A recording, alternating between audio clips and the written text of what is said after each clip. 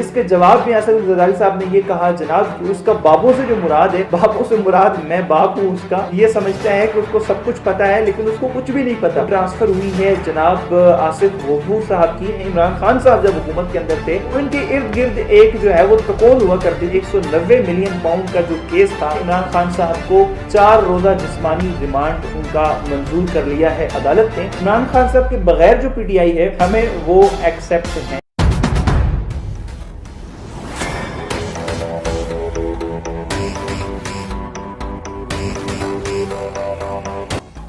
अस्सलाम वालेकुम नाज़रीन, आसिफ अली जरदारी साहब ने एक बड़ा ही अहम इंटरव्यू दिया है जियो न्यूज़ को और ये इंटरव्यू लेने वाले थे जनाब हामिद मीर साहब। हामिद मीर साहब ने इस इंटरव्यू के अंदर सवाल किया कि बिलावल भुट्टो जरदारी साहब ने जो है वो अपनी तकरीर के अंदर ये कहा है कि ये जो बाबे हैं अभी इनको बार बार नहीं आजमाना चाहिए बल्कि इन बाबों को अब घर बैठना चाहिए और जो नौजवान हैं, जो यूथ है उसको मौका मिलना चाहिए, उन्हें आगे आना चाहिए सियासत के अंदर।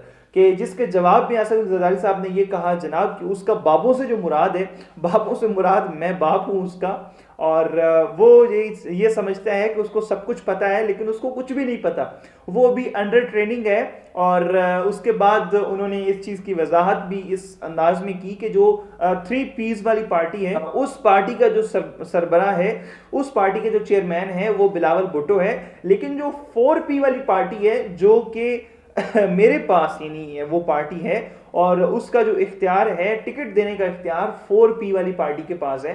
लिहाजा बिलावल साहब जो हैं उनको उन्होंने एक तरीके से ये अलर्ट जारी किया है कि तुम समझ जाओ, इंसान बन जाओ, अदरवाइज जो है तुम्हारा टिकट भी मेरे हाथों के अंदर है। तो ये जरदारी साहब का एक बड़ा ही गर्मा गर्म इंटरव्यू था और ये ज़्यादातर सादत जो है वो हामिद मीर साहब को हासिल होती है कि वो ही ज़्यादातर जरदारी साहब के इंटरव्यू उन्होंने आज तक किए हैं। और ये भी एक इंटरव्यू अभी जो कि मंजर आम पर आया है। इस इंटरव्यू के अंदर बाप बेटे की जो आपस की चपकलश है वो वाज़े तौर पर नजर आ रही है। और उसके बाद जरदारी साहब ने कहा जनाब कि इमरान खान साहब के खिलाफ तहरीक अदम एतमाद लाना जो है वो एक दुरुस्त फैसला था। मैं उस वक्त भी उसके साथ खड़ा था और आज भी उस फैसले के साथ खड़ा हूँ। और मैं शहबाज शरीफ साहब से बड़ा इम्प्रेस था कि शहबाज शरीफ साहब जो हैं वो सुबह 6 बजे उठते थे और रात 8 बजे तक जो है वो काम किया करते थे।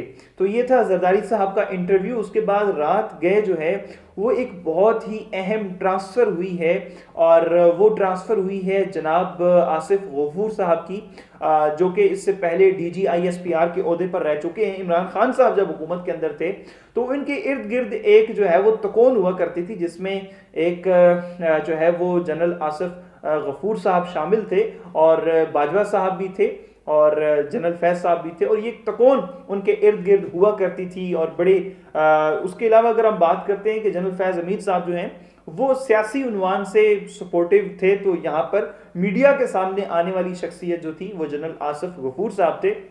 इमरान खान साहब की हुकूमत के बाद जनरल आसिफ गफूर साहब जो हैं उनको कोर कमांडर क्वेटा लगा दिया गया और कोर कमांडर क्वेटा जो है वो तैनाती भी इस DG ISPR की बिनिस्बत ज़ाहिर है एक साइडेड जो है वो एक पोस्टिंग थी। और इस पोस्टिंग के बाद अभी जो उनकी पोस्टिंग हुई है वो जो है वो एक यूनिवर्सिटी के अंदर उन्हें एज अ प्रेसिडेंट भेजा गया है और नेशनल डिफेंस यूनिवर्सिटी के अंदर उन्हें जो है वो एज अ प्रेसिडेंट उनकी पोस्टिंग कर दी गई है। तो ये एक जाहिर पोस्टिंग अभी उनकी साल बाद रिटायरमेंट भी है, साल बाद जो है वो जनरल आसिफ गफूर साहब जो हैं वो रिटायर हो रहे हैं। लिहाजा वो तो यही चाहेंगे कि एक सिंपल और एक खूबसूरत जो है वो एग्जिट हो जाए उनकी, लेकिन जाहिर ये सारी की सारी चीज़ें बड़ी मैटर करती हैं कि इमरान खान साहब की हुकूमत के जाने के बाद ये जो ट्रांसफ़र्स हैं ये बड़ी मायने रखती हैं। उसके बाद जनाब इमरान खान साहब के हालात इस तरह से हैं कि 190 मिलियन पाउंड का जो केस था उस पर इमरान खान साहब को 4 रोज़ा जिस्मानी रिमांड उनका मंजूर कर लिया है अदालत ने। और अभी कुछ देर पहले की ये खबर है कि चेयरमैन PTI की जानिब से 190 मिलियन पाउंड केस में हाई कोर्ट की फैसले के खिलाफ अपील दायर कर दी गई है कि जिसमें जो है वो लतीफ़ खोसा साहब के तवस्सुस से ये अपील दायर की गई है, जिसमें मौक़िफ़ क्या इख्तियार किया गया कि चेयरमैन PTI तोशाखाना केस में गिरफ्तार थे और ट्रायल कोर्ट ने अदम हाजिरी पर जमानत खारिज कर दी है। और दरख्वास्त के मुताबिक इस्लामाबाद हाई कोर्ट ने भी जमानत खारिज करने का फैसला बरकरार रखा है। अदालत उज़्मा से सदा है कि हाई कोर्ट का फैसला कलअदम करार देकर जमानत की जाए। तो ये था इमरान खान साहब की जानिब से एक अपील सामने रखी गई है। और इसके बाद जरदारी साहब ने अपने इंटरव्यू के अंदर ये कहा कि हमें इमरान खान के साथ जो पीटीआई है वो एक्सेप्ट नहीं है, इमरान खान साहब के बगैर जो पीटीआई है हमें वो एक्सेप्ट है। तो इस पर भी एक सवालिया निशान है कि इमरान खान के साथ वाली पीटीआई जो है उससे तो जाहिर नजर आ रहा है कि अगर उसके साथ पीटीआई आपके मुकाबले में आती है तो आप तो नहीं जीत सकते इलेक्शंस। तो इसी वजह से आपको इमरान खान के साथ वाली जो पीटीआई है वो कभी भी पसंद नहीं आएगी। जो काकड़ साहब हैं वो मंजर आम पर आए हैं और उन्होंने फरमाया कि अगले हफ्ते सरमायाकारी के मुतालिक जो है वो अच्छी खबरें मिलेंगी, जिसमें उन्होंने इसके ज़िमन में कहा कि पीआईए की निजकारी जो है वो अव्वलीन तरजीह है कि हुकूमती अखराजात में कमी के लिए मुख्तलिफ लाएमल वाज़े किए गए हैं। उसके अलावा जी आज सुबह सेनेट का इजलास हुआ है जिसके अंदर सेनेटर मुश्ताक साहब ने जो है वो बड़ी गोलाबारी की है निगरान हुकूमत के ऊपर। उन्होंने कहा जनाब अली के इस्लामाबाद में सरकारी दफातर और रिहायशों को 10 अरब की सालाना मुफ्त बिजली जो है वो फराहम की जाती है। इजलास की सदारत जो है वो सादिक संजरानी साहब कर रहे थे और बाद अज़ां जो है इसके अंदर वजीर खजाना शमशाद अख्तर साहिबा भी पहुंच गई और वक्फा सवालात के दौरान सेनेटर मुश्ताक अहमद ने कहा कि इस्लामाबाद में सरकारी दफातर और रिहाइश गाहों को सालाना 10 अरब मालियत की मुफ्त बिजली फराहम होती है, जिस पर निगरान वज़ीर ख़ज़ाना ने जवाब दिया कि हम तमाम वजारतों के सेक्रेटरियों को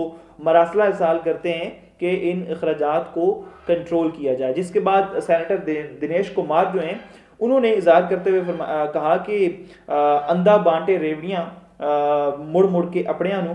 तो उन्होंने कहा कि स्टेट बैंक जो है उसने एक मुलाजिम की तनख्वाह जो है वो 40 लाख रुपए रखी हुई है कि जिस पर जो है वो सेनेटर पुलबशा खान ने कहा कि ऐसा कौन सा काम करते हैं कि इनकी तनख्वाह जो है 40 लाख रुपया है। तो निगरान वज़ीर ख़ज़ाना ने इसका जवाब दिया कि स्टेट बैंक ने पॉलिसी दी थी कि अगर हम पेंशन जो हैं वो ख़त्म करेंगे तो बदले में हमें तनख्वाहें जो हैं इसमें इजाफा करना पड़ेगा।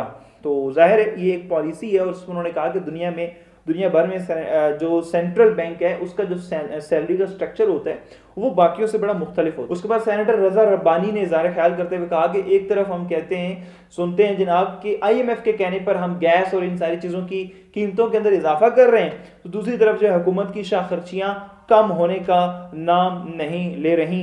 एलिट के अंदर भी जो है वो दो क्लासेस पैदा हो गई हैं और एलिट की तनख्वाहें इस हिसाब से बढ़ाई जा रही हैं कि जिसका कोई हिसाब नहीं है। पाकिस्तान के अवाम में से आम आदमी की तनख्वाह 32,000 रुपये, जिसके अंदर उसका खाना पीना 2 वक्त की रोटी मुश्किल है। उसके अलावा जी जस्टिस अतर मिनुल्लाह साहब ने जो है 90 दिन के अंदर इलेक्शंस के मामले के ऊपर इजाफी नोट लिखा है और उस इजाफी नोट के अंदर उन्होंने 3 पार्टियों को जो है वो चार्जशीट कर दिया है, जिसके अंदर सबसे पहले सदर पाकिस्तान और उसके बाद जो निगरान हुकूमत है और उसके बाद जो चीफ इलेक्शन कमिश्नर साहब हैं। और अदालत ने ये रिमार्क्स दिए कि 90 दिन के अंदर इलेक्शंस ना होना एक गैर कानूनी अमल था और वो हो चुका है और अभी ये सूरत हाल है कि हम इसको मजीद रोक भी नहीं सकते। कि अगर जो है वो गवर्नर साहब जो हैं और सदर साहब जो हैं उनको पहली बात तो ये कि न्यूट्रल रहना चाहिए। उसके अलावा जस्टिस साहब ने कहा जनाब कि अगर वहाँ पर सदर पाकिस्तान और जो गवर्नर साहब हैं वो अपनी जिम्मेदारी पूरी नहीं कर रहे थे तो यहाँ पर इलेक्शन कमीशन का हक बनता था कि वो एक्शन लेती और इलेक्शंस को जो है वो 90 दिन के अंदर अंदर करवाती। तो जाहिर है ये इजाफी नोट जो है ये बड़ा मसला बना सकता है।